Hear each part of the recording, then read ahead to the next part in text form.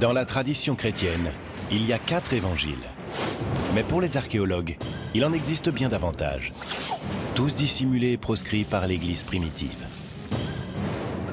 Que contiennent ces écritures récemment mises au jour et pourquoi ont-elles été interdites pendant des siècles? Les technologies de pointe nous dévoileront l'histoire secrète du christianisme, enfouie dans les évangiles perdus.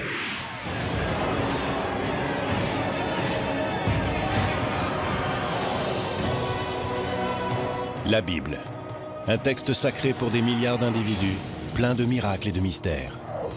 Pourtant, de nouvelles percées en matière de technologie suggèrent que ces incroyables miracles reposent sur des faits. La science peut-elle faire la lumière sur la vérité qui se cache derrière les plus grands mystères de la Bible?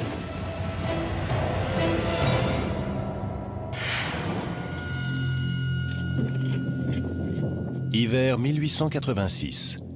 Des archéologues français sont à la recherche d'objets dans la partie chrétienne d'un cimetière de Haute-Égypte.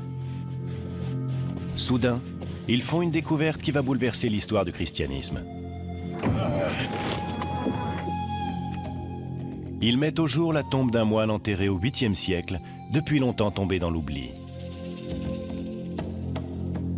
Mais la vraie trouvaille, c'est ce que le moine a emporté avec lui dans l'au-delà. Les personnes qui avaient enterré le moine avaient apparemment placé ce petit manuscrit de papyrus dans sa tombe. De cette façon, le moine partait dans l'au-delà accompagné de l'un de ses textes préférés. Ce texte contenait non pas l'évangile de Matthieu, Marc, Luc ou Jean, mais l'évangile de Pierre. Le texte se veut un véritable évangile, autrement dit un récit de première main relatant la vie de Jésus. Pourtant, son auteur prétend être l'apôtre Pierre.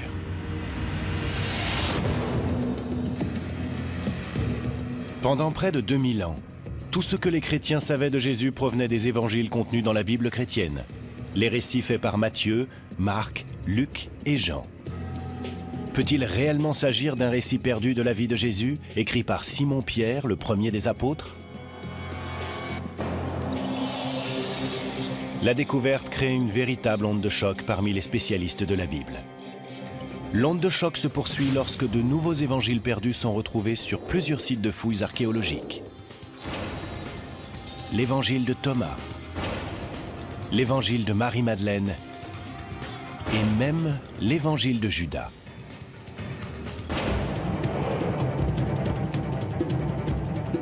La découverte des évangiles perdus révèle aussi une lutte secrète, aujourd'hui oubliée, mais jadis capitale.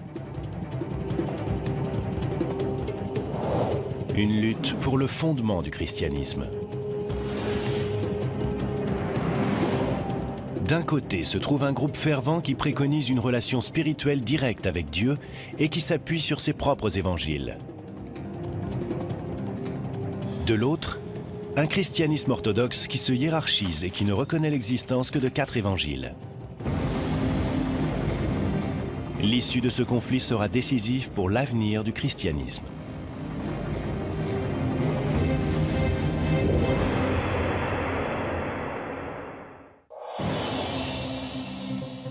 Mais à l'aube du christianisme, il n'existe aucun évangile, ni aucune Bible chrétienne.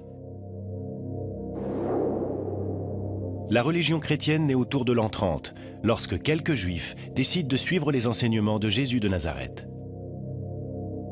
L'histoire avec un grand H se transmet à travers des histoires. C'est ce qui s'est passé avec les premiers disciples de Jésus. Ces personnes étaient pauvres, marginalisées, et ne savaient très certainement ni lire ni écrire. Elles ont donc fait comme tout le monde. Elles ont raconté des histoires. Les gens parlaient entre eux. Toi qui as connu Jésus, que t'a-t-il dit lorsque tu l'as rencontré? Est-ce que tu as fait route avec lui? Tu te rappelles ce qui s'est passé? Moi, j'ai entendu dire que... Les récits de la vie de Jésus n'ont pas été écrits avant des décennies. Les spécialistes pensent que le tout premier évangile, celui de Marc, a été rédigé autour de l'an 70, 40 ans après la mort de Jésus. Mais ce n'était pas le seul. En l'an 200 après Jésus-Christ, ces écritures ne se résumaient pas à 4 évangiles. Il pourrait y en avoir eu près de 50. Ils étaient intitulés l'Évangile de Philippe, l'Évangile des Hébreux ou encore l'Apocalypse de Pierre. Certains de ces écrits ont été mentionnés par des auteurs antiques, mais jusqu'à récemment, ils semblaient avoir tous disparu. Que leur est-il arrivé? Et pourquoi n'y a-t-il que 4 évangiles de nos jours? La réponse tient davantage de la politique que de la religion. La Bible n'est pas tombée du ciel.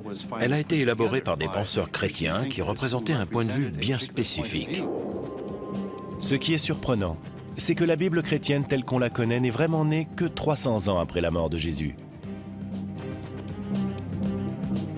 Et l'homme qui en a déterminé le contenu avait des intentions très concrètes, qui n'avaient que peu de rapport avec la religion.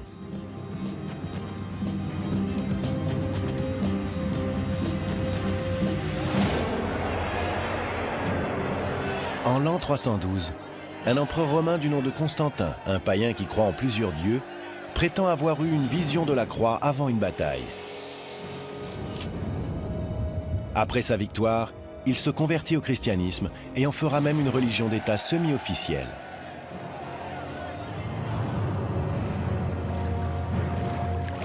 Constantin veut exploiter cette nouvelle religion afin d'unifier un empire romain qui se désagrège. À cette époque, le christianisme est une religion très peu organisée, composée de communautés aux croyances diverses et qui se base sur des textes différents. Une situation que l'empereur veut changer. Constantin a compris que les chrétiens manquaient sérieusement d'organisation. Et s'il y a bien une chose que les Romains savaient faire, c'est organiser les choses. En 325 après Jésus-Christ, l'empereur Constantin convoque le concile de Nicée pour définir les principes fondamentaux du christianisme. Il réunit les dignitaires chrétiens les plus influents pour discuter de la manière d'établir un dogme officiel. Il est intéressant de noter que ce que l'empereur cherche avant tout, c'est l'unité. Il veut que la religion chrétienne fournisse une base idéologique à l'Empire. Le but du concile convoqué par Constantin est d'uniformiser la foi, dans une visée aussi bien religieuse que politique. Après des semaines de débats, les différents évêques et prêtres conviennent d'un ensemble de principes destinés à unifier les communautés chrétiennes et à placer fermement la religion sous le contrôle de l'empereur. Il a alors fait usage de son autorité et il a dit à tout le monde, « Voilà, nous y sommes ». Les choses changent radicalement sous Constantin. On assiste à une redéfinition complète de la notion de Dieu.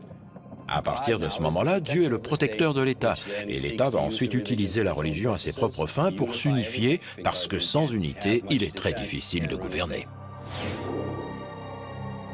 Constantin veut aussi faire de l'ordre dans les Écritures et ne conserver que celles qu'il considère comme adaptées à cette nouvelle religion d'État. Si le concile de Nicée ne décide pas officiellement du contenu de la Bible chrétienne, Constantin fait clairement comprendre quels évangiles il juge acceptables. Il ordonne la création de 50 exemplaires d'une Bible chrétienne, qui contient uniquement les évangiles de Matthieu, Marc, Luc et Jean. Que sont devenus les autres évangiles? En l'an 382, un autre concile de l'Église en interdit littéralement la lecture aux chrétiens. Sous le règne de l'empereur chrétien Théodose, tous les autres évangiles sont considérés comme hérétiques. Ils sont interdits ou enterrés, et leurs propriétaires sont arrêtés et parfois exécutés. Il existait de nombreux autres textes auxquels des chrétiens profondément croyants étaient très attachés. Pendant très longtemps, ces gens ont lu ces textes, jusqu'au jour où des évêques leur ont dit « Tu ne liras pas ceci, mais tu liras cela ». Que contenaient ces évangiles perdus? Pourquoi étaient-ils considérés comme dangereux au point de devoir être interdits ou détruits? Pendant près de 2000 ans, personne ne l'a su. Mais en 1886, l'évangile de Pierre surgit des sables du désert égyptien. D'autres découvertes stupéfiantes suivront au cours du XXe siècle. Les évangiles de Thomas, de Marie-Madeleine ou de Judas. Ces évangiles perdus, dits apocryphes, donnent une vision inédite de Jésus. Ils offrent une approche différente de la spiritualité et révèlent l'existence d'une doctrine disparue du christianisme qui a un jour menacé les fondements de la foi chrétienne elle-même.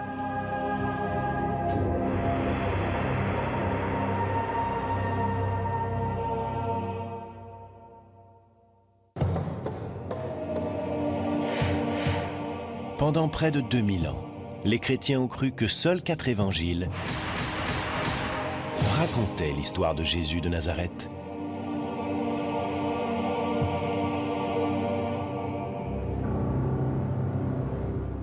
En 1886, l'évangile de Pierre est le premier évangile perdu à être retrouvé depuis des siècles. Cette découverte suggère l'existence d'une histoire secrète des Écritures interdites. En 1945, une découverte remarquable permet d'exhumer un vaste ensemble d'évangiles perdus. Ces textes vont conduire à réécrire toute l'histoire du christianisme. En Égypte, près d'une ville appelée Nag Hammadi, des paysans déterrent une jarre en argile, renfermant des manuscrits vieux de 18 siècles.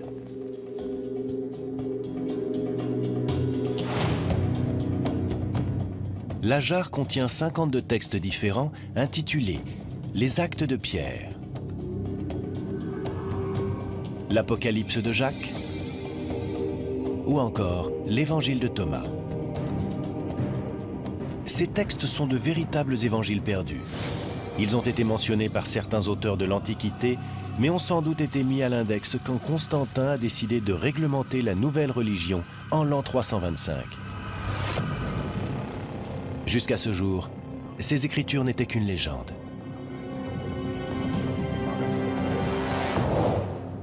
L'évangile de Thomas est peut-être le plus surprenant de ces textes perdus.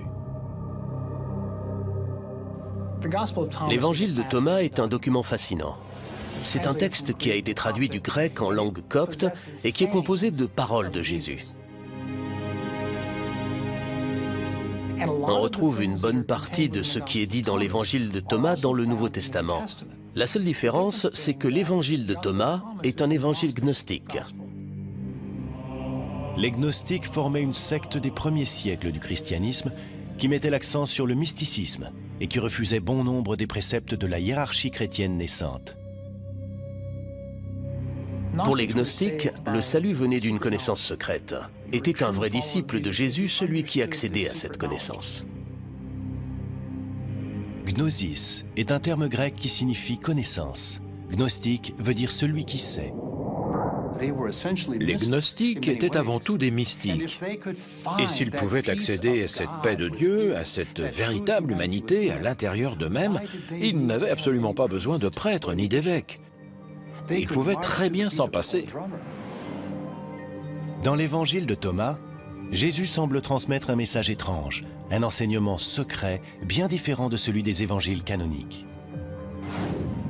Les évangiles traditionnels nous enseignent que Jésus est le seul Fils de Dieu. L'évangile de Thomas suggère que nous pouvons tous devenir des fils de Dieu.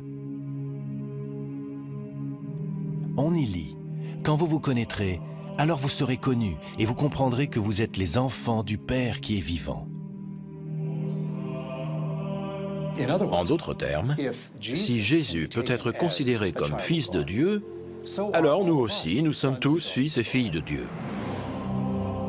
Il n'a rien que nous ne puissions pas avoir. Nous pouvons avoir la même relation avec le divin. Nous pouvons faire un avec Dieu. L'évangile de Thomas préconise une relation personnelle avec Dieu, sans passer par des églises organisées, des prêtres et des évêques. De nombreux prêtres et évêques s'offusquaient de ces gnostiques qui faisaient les choses à leur manière, qui entretenaient un lien direct avec Dieu. Tout ça passait très mal auprès des autorités de l'Église.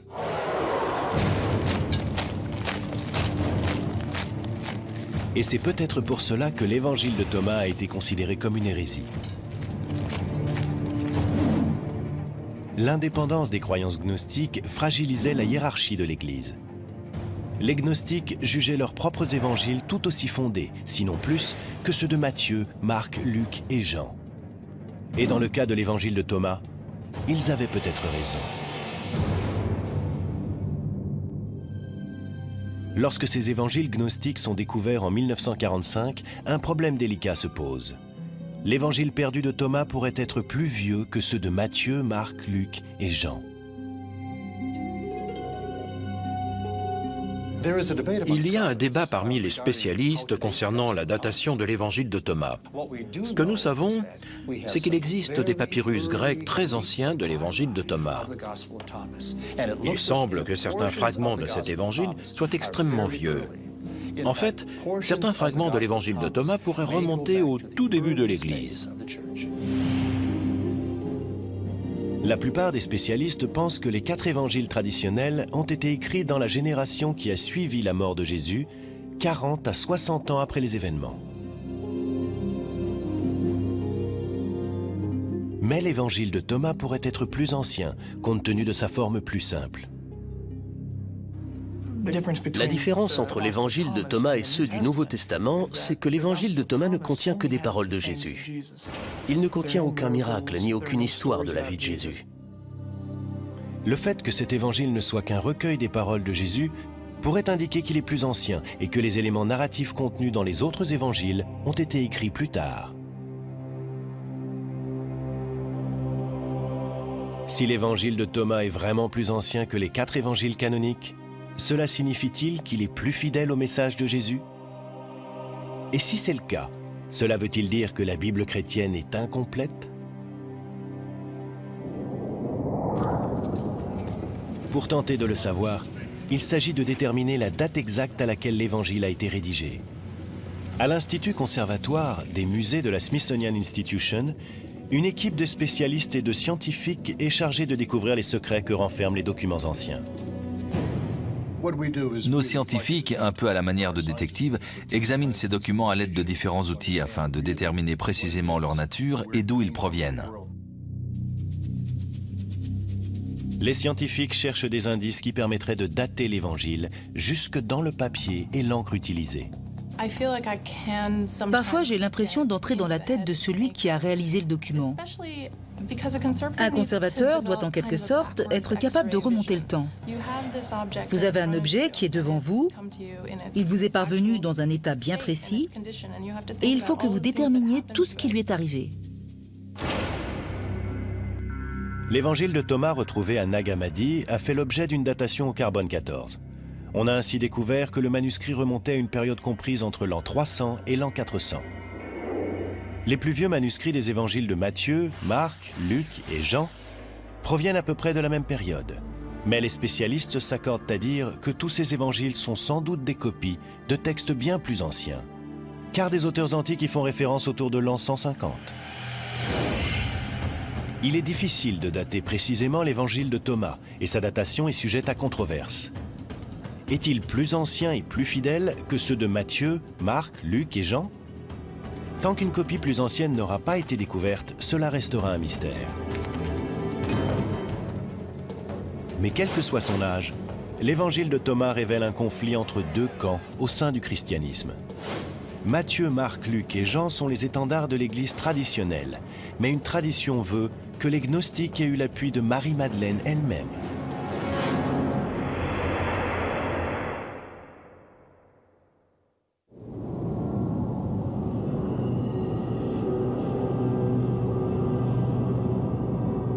Pendant des siècles, les chrétiens ont cru que seuls 4 évangiles rapportaient la vie et le message de Jésus de Nazareth.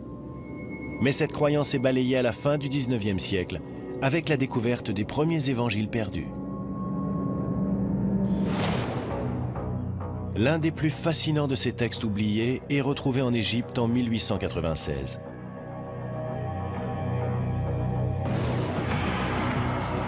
Et l'auteur de cet évangile a de quoi surprendre. Cet évangile a été écrit au nom d'une femme. Et pas n'importe quelle femme, mais Marie-Madeleine. On ne parle pas de la Marie-Madeleine qui a joué un rôle dans la Bible, de la prostituée repentante. Il s'agit de Marie-Madeleine, la disciple bien-aimée, celle qui a fait partie des proches de Jésus. Seuls quelques fragments subsistent, mais ils mettent en évidence l'importance qu'a eue Marie. Si l'évangile de Marie est authentique, cela signifie que les femmes ont un jour joué un rôle de première importance dans l'Église chrétienne. Cela veut dire que Marie-Madeleine n'était pas une ancienne prostituée, mais qu'elle était à la tête des apôtres.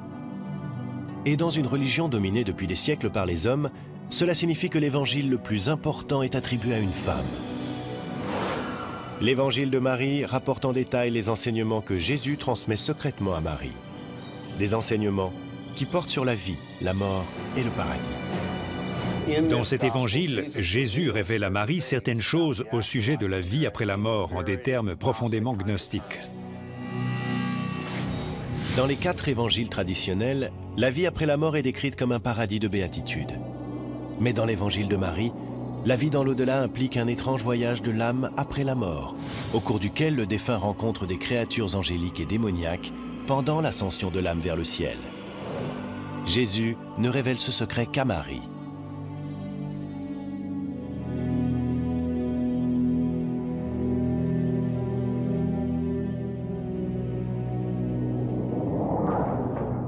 On lit dans le texte que Pierre, le premier des apôtres, réagit violemment en entendant une telle révélation. Pierre dit, « S'est-il réellement adressé à une femme à notre insu? Devons-nous nous tourner vers elle et tous l'écouter? L'a-t-il préféré à nous ?»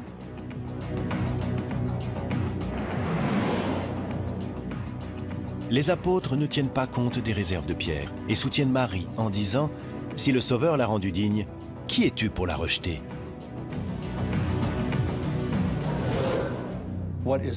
Ce qu'il est important de noter, c'est qu'il y avait un lien de type spirituel entre Marie et Jésus. Marie était considérée comme une personne perspicace, influente, quelqu'un qui savait motiver les autres. C'était là son véritable don. Elle comprenait l'esprit de Jésus et elle a su communiquer cela. Cet évangile nous donne un point de vue très différent du message de Jésus et il présente Marie-Madeleine comme celle qui comprend ce point de vue bien mieux que tous les autres disciples.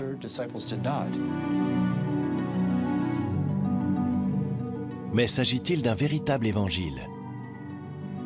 Est-ce vraiment le témoignage direct de Marie-Madeleine?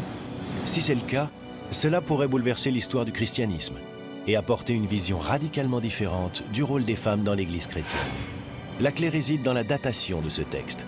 Est-il plus ancien que les 4 évangiles canoniques? Et peut-il avoir été écrit par Marie-Madeleine elle-même?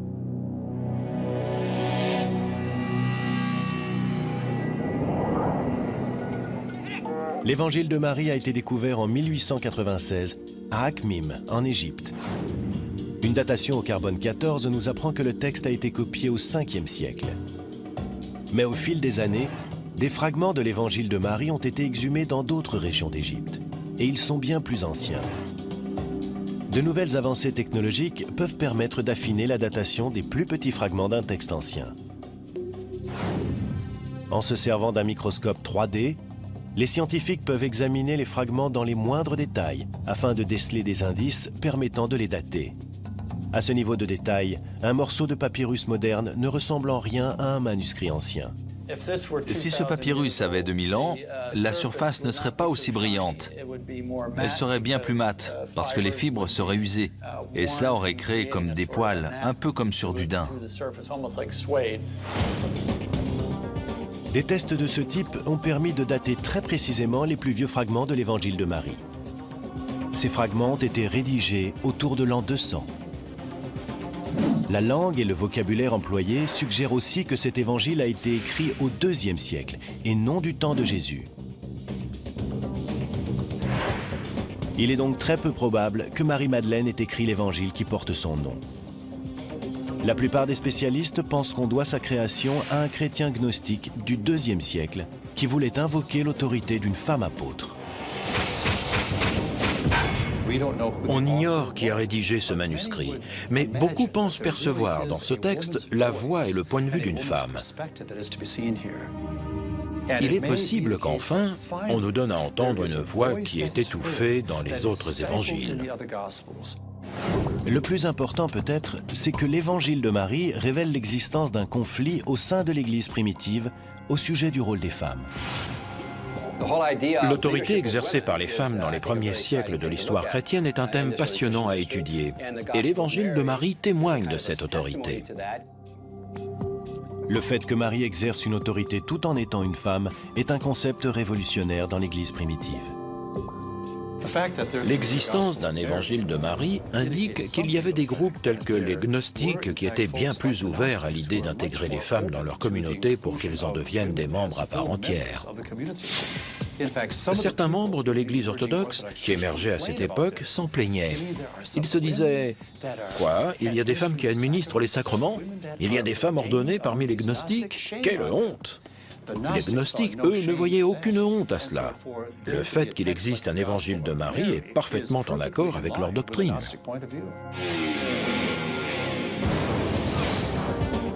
Si l'évangile de Marie nous offre le point de vue des gnostiques sur les femmes, un autre évangile gnostique prétend présenter le récit de Pierre, le premier des apôtres.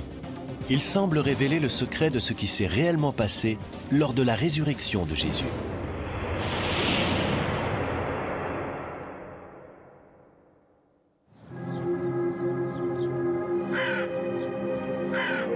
En 1886, lors de fouilles en Égypte, des archéologues français exhument une ancienne tombe chrétienne qui recèle un trésor extraordinaire. Entre les mains d'un moine du 8e siècle se trouve un manuscrit intitulé « L'Évangile de Pierre ». C'est l'un des tout premiers évangiles perdus à être découvert. S'agit-il vraiment d'un récit perdu de la vie de Jésus, écrit par Simon-Pierre, le premier des apôtres?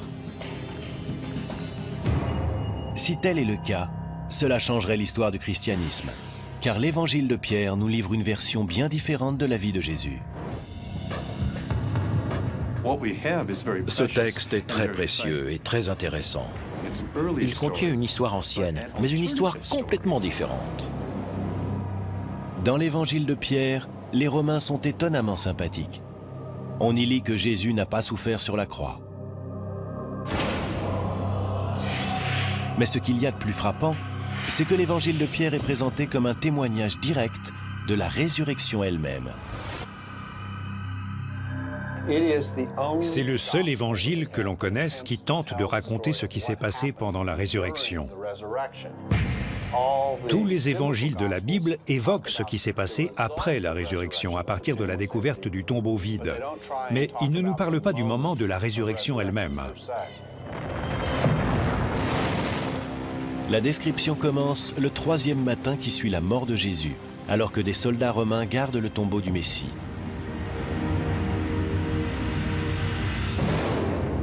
L'évangile de Pierre raconte: le tombeau s'ouvrit et les soldats le virent car ils montaient la garde. Et comme ils expliquaient ce qu'ils avaient vu, ils virent 3 hommes sortir du tombeau. Il voit 2 hommes sortir, en soutenant un 3e, Jésus vraisemblablement. Puis une voix grave se fait entendre et dit « As-tu prêché? As-tu prêché à ceux qui sont morts ?»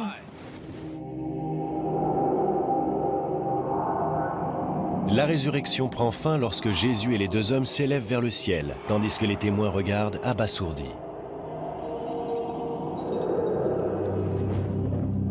L'évangile se termine par une phrase qui présente le récit comme un témoignage direct de l'apôtre Pierre lui-même. Ce texte peut-il être réellement l'œuvre du premier des apôtres, le premier pape? A-t-il été rédigé à la même époque ou plus tôt que les 4 évangiles traditionnels? S'agit-il d'un récit plus tardif, d'un faux récit qui se serait lui-même fait passer pour un témoignage de Pierre? Les données archéologiques ne sont pas claires.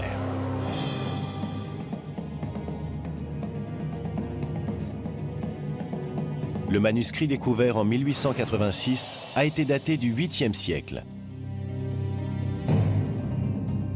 soit 7 siècles après la mort de Jésus et de l'apôtre Pierre. Des fragments ont été retrouvés sur d'autres sites. Ils remontent environ à l'an 500 et ne peuvent donc pas avoir été écrits directement par l'apôtre. Mais l'évangile a été mentionné par les premiers auteurs chrétiens. Un évêque dans l'actuelle Turquie a cité nommément ce texte autour de l'an 190. On peut donc faire remonter cet évangile jusqu'au 2e siècle, mais pas davantage. Selon toute vraisemblance, le texte a été composé au début du 2e siècle. On pense qu'il date du début du 2e siècle parce qu'il contient des éléments des 4 évangiles canoniques. Les histoires racontées dans l'évangile de Pierre sont si proches de celles des autres évangiles qu'il semble probable qu'elles aient été simplement copiées. Quiconque a écrit cet évangile au IIe siècle a prétendu qu'il s'agissait de l'œuvre de l'apôtre Pierre afin de lui donner plus d'autorité. Dans le monde antique, c'était une pratique courante. Quand quelqu'un voulait faire part d'une idée qu'il croyait être vraie ou qu'il voulait à tout prix transmettre aux premiers chrétiens, il ne le faisait pas dans sa propre voix, mais à travers la voix d'une autre personne qu'il considérait comme faisant autorité. À cet égard, l'évangile de Pierre n'est pas un texte authentique, mais un faux. Cela nous amène à un point important et troublant. Si l'évangile de Pierre n'est pas authentique, alors ceux de Matthieu, Marc, Luc et Jean ne le sont sans doute pas non plus. On ne sait pas qui sont leurs auteurs, mais ces évangiles ont été rédigés au nom de Matthieu, Marc, Luc et Jean, parce que c'étaient les grandes figures du passé. Mais c'est un fait, ils n'ont très certainement pas été composés par Matthieu, Marc, Luc et Jean. La plupart des spécialistes s'accordent à dire que même les 4 évangiles canoniques n'ont pas été écrits par les apôtres dont ils portent le nom, mais par des disciples de ces apôtres.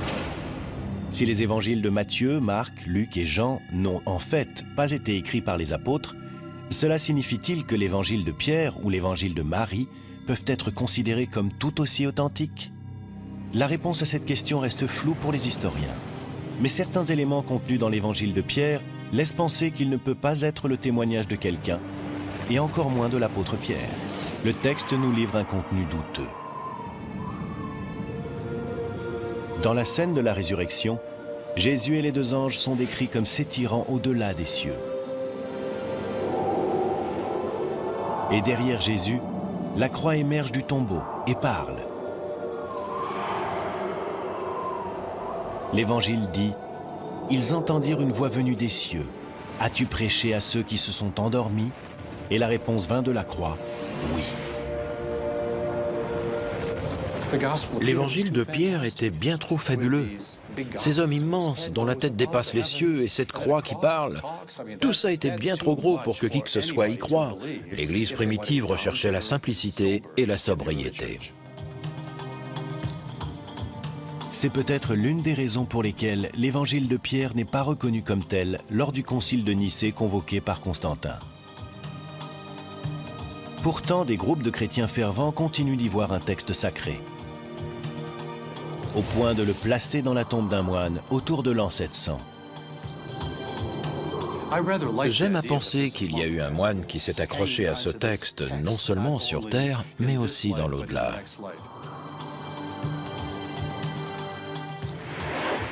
L'évangile de Pierre est découvert en 1886. C'est l'un des premiers évangiles perdus à être retrouvé. La plus récente découverte d'évangiles apocryphes ne date que de 2006. Un texte qui provoque immédiatement la controverse, car il aurait été écrit par celui qui a trahi Jésus, Judas.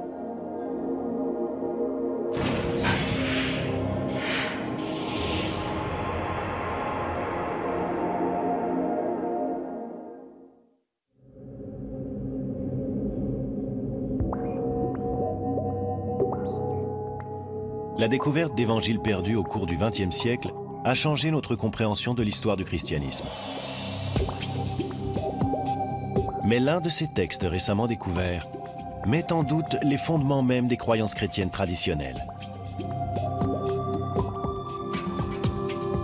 En 2000, un manuscrit en papyrus est racheté à un marchand d'antiquités égyptien.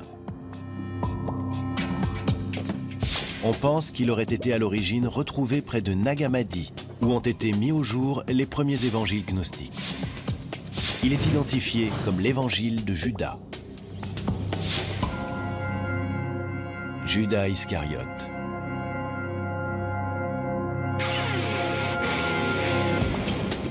Quand l'Évangile a été publié, on a lu partout que Judas était en fait un héros. Il n'était plus celui qui avait trahi Jésus, comme on le décrivait dans les évangiles bibliques, mais celui qui était loué dans les cieux parce qu'il avait simplement accompli la volonté de Dieu. Dans le récit qui est traditionnellement fait de la crucifixion, Judas livre Jésus aux Romains. Dès lors, il est considéré comme un traître. Mais dans l'évangile de Judas, la trahison devient une histoire de sacrifice personnel. Dans ce texte, Jésus voit en lui le plus sage des apôtres. Tout tourne autour de la relation entre Jésus et Judas. Judas est vu comme un disciple très particulier. Il est celui qui reçoit l'enseignement, il est celui qui semble comprendre le mieux qui est véritablement Jésus. Jésus dit à Judas qu'il ne sacrifiera que son enveloppe charnelle aux Romains. Lui-même échappera à la crucifixion et retournera au royaume spirituel. Cela indique clairement que l'évangile de Judas est d'origine gnostique. Pour les gnostiques, Jésus n'était pas vraiment humain. Il avait simplement une apparence humaine. C'était un esprit, si on veut. L'idée fondamentale du gnosticisme, c'était de se débarrasser de cette enveloppe, de ce vêtement, de cet élément humain de façon à pouvoir retourner à cette forme pure d'esprit. L'évangile de Judas opère un remarquable renversement par rapport aux évangiles chrétiens canoniques et déclenche immédiatement la controverse dès sa publication en 2006. S'il s'agit d'un authentique évangile écrit par Judas, cela bouleverserait l'histoire et la théologie chrétienne. Mais bon nombre de spécialistes pensent que l'évangile de Judas ne peut être qu'un faux.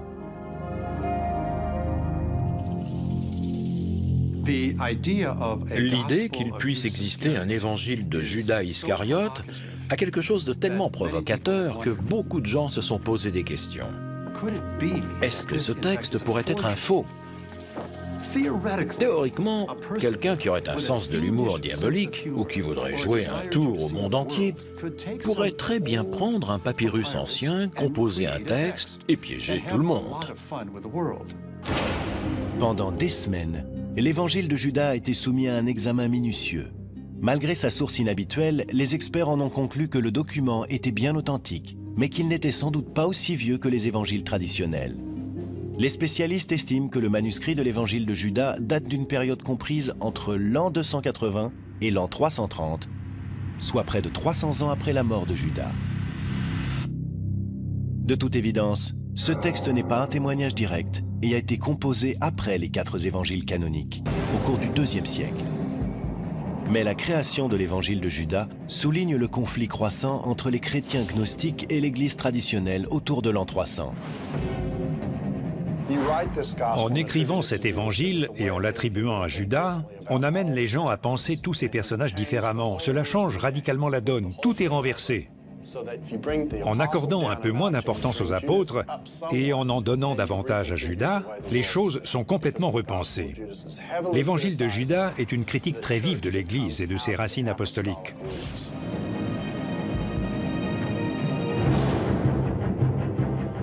En utilisant la voix de Judas, l'auteur gnostique anonyme veut frapper les croyances chrétiennes orthodoxes en plein cœur. Alors que les chrétiens gnostiques multiplient les provocations, les autorités de l'Église orthodoxe commencent à organiser leur riposte.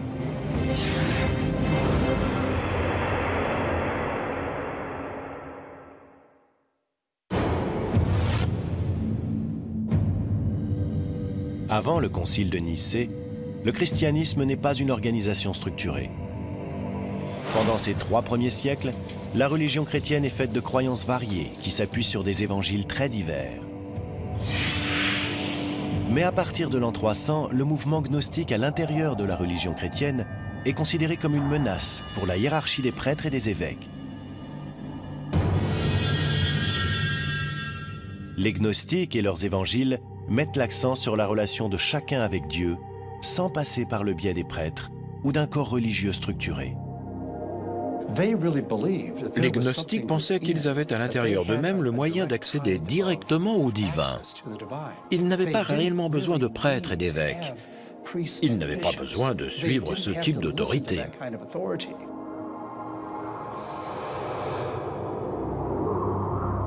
Mais c'est peut-être cette importance accordée par les gnostiques au mysticisme et à la révélation personnelle qui va les conduire à leur perte.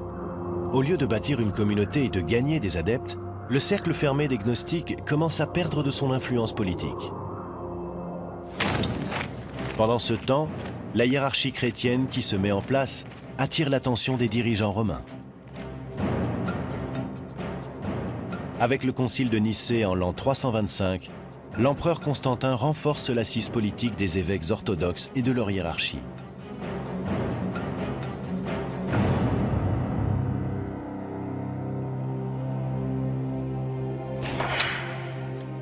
Les 4 évangiles de Matthieu, Marc, Luc et Jean sont retenus.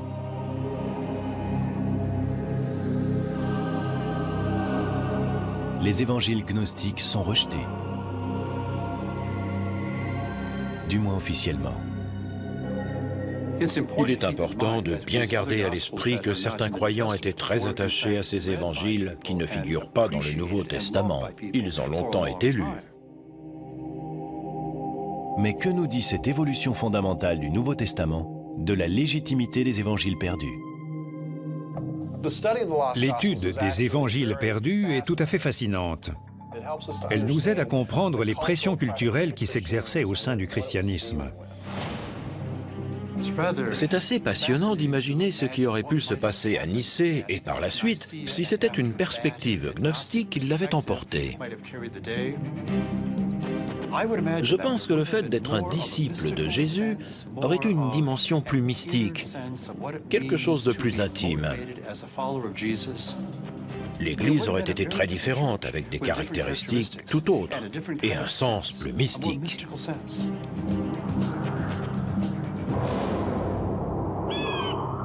Mais les gnostiques ne l'ont pas emporté lors du concile de Nicée. Et quelque part, dans un monastère du désert égyptien, un groupe de moines gnostiques s'est sans doute inquiété du sort de ces évangiles qu'ils aimaient tant. Ils ont dû être profondément attachés à ces textes, jusqu'à ce jour fatidique. Ce jour où l'évêque Athanase d'Alexandrie a annoncé à tous les moines qu'il était temps de se débarrasser des livres hérétiques et de lire les livres de la Bible.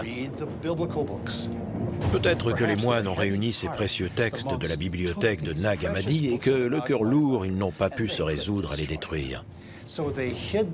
Alors ils les ont cachés dans une jarre pour qu'ils durent pour toujours jusqu'à ce que nous les retrouvions à notre époque et que nous les lisions à nouveau. Pendant des millénaires, les 4 évangiles du Nouveau Testament contenus dans la Bible ont été présentés comme la véritable histoire de Jésus. Pour certains, les évangiles perdus révèlent la voie que le christianisme n'a pas empruntée. Pour d'autres, elle ne l'a pas été pour une bonne raison. On dit que parfois, l'histoire est écrite par les vainqueurs, mais qu'un jour, c'est au tour des vaincus d'être entendus. Il est intéressant d'entendre le point de vue des vaincus, mais il ne faut pas oublier la suite de la phrase, qui est que parfois, les vainqueurs méritent de gagner. Des siècles après avoir été enfouis dans les sables du désert, les évangiles perdus restent controversés. Peut-être est-ce là la preuve du pouvoir qu'a la parole écrite de se faire porteuse de foi, d'espoir et de mystère à travers les siècles et dans le monde entier.